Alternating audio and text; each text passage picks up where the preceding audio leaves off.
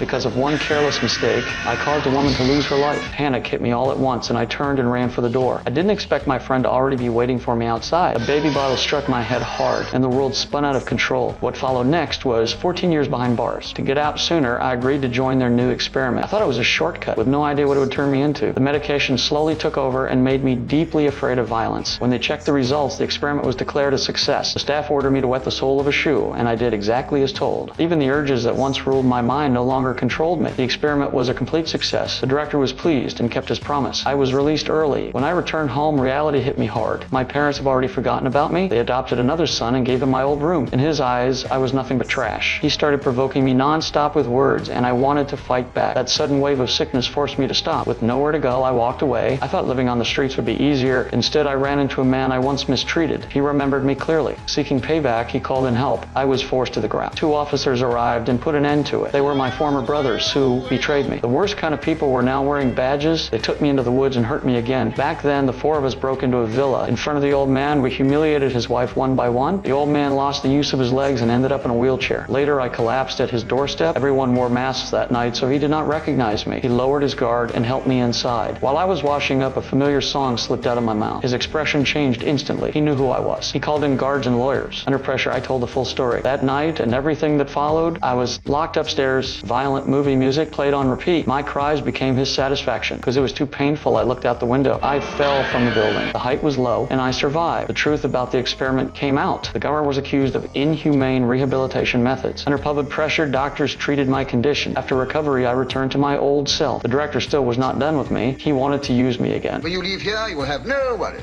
We shall see to everything. A good job on a good salary. What job and how much? You must have an interesting job at a salary which you would regard as adequate. I agreed without hesitation. Soon, reporters flooded in. Standing beside the director, our cooperation said everything.